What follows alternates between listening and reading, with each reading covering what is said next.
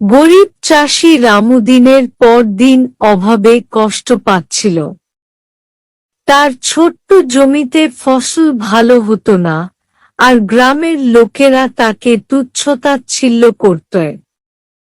একদিন মন খারাপ করে সে গভীর বনে হাঁটতে লাগল।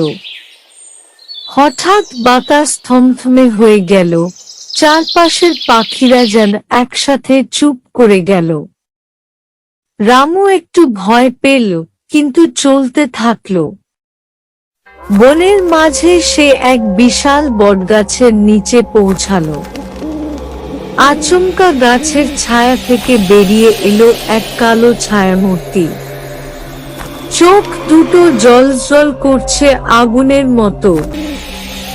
রামু ভয়ে কাঁপতে লাগলো, কিন্তু ছায়ামূর্তি মৃদু হেসে বলল, ভয় পেও না, আমি ভূতেদের রাজা।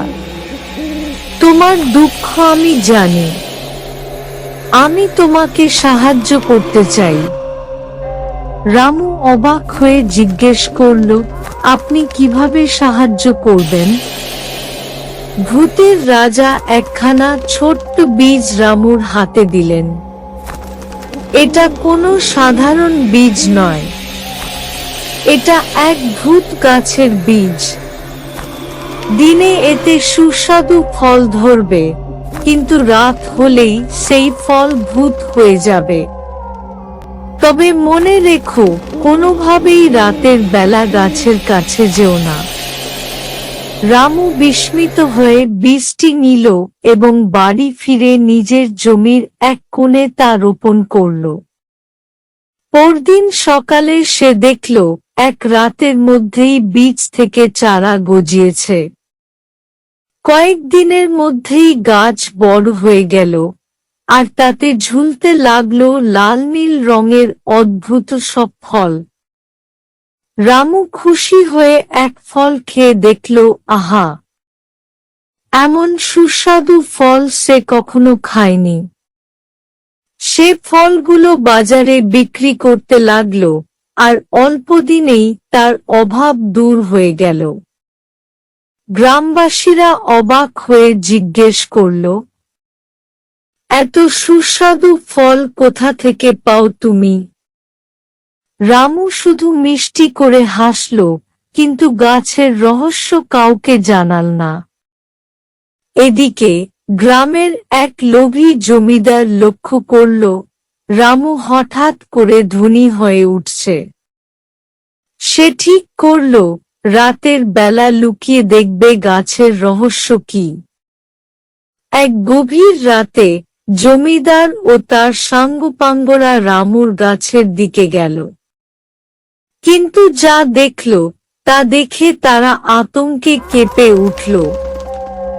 গাছের সব ফল খুলে পড়ে গেল মাটিতে, আর মুহূর্তের মধ্যে সেগুলো রক্তলাল চোখওয়ালা ভূতে পরিণত হল। তারা একসঙ্গে বিকট শব্দে চিৎকার করে উঠে জমিদারদের দিকে ধেয়ে এলো। জমিদার আর তার লোকেরা ভয়ে প্রাণপণে দৌড়াতে লাগল। কেউ গাছের ডালে আটকে গেল, কেউ কাঁদায় পড়ে গেল, আর কেউ চিৎকার করতে করতে অজ্ঞান হয়ে পড়ল। সকালে গ্রামবাসীরা জমিদারকে বনের ধারে অজ্ঞান অবস্থায় পেল। সে জ্ঞান ফেরার পর কাঁপতে কাঁপতে বলল, ওটা কোনো সাধারণ গাছ নয়, ওটা ভূতেদের গাছ। এরপর থেকে আর কেউ রামুকে অপমান করেনি, বরং সবাই তাকে সম্মান করতে লাগল। রামু নিজের গাছের যত্ন নিতে লাগল, কিন্তু কখনোই রাতে গাছের কাছে যায়নি। বছর কেটে গেল, রামু সুখে শান্তিতে জীবন কাটাতে লাগল। কিন্তু মাঝে মাঝে গভীর রাতে গাছের দিক থেকে এক অদ্ভুত হাসির শব্দ ভেসে আসত, যেন ভূতের রাজা নিজেই খুশি হয়ে হাসছে।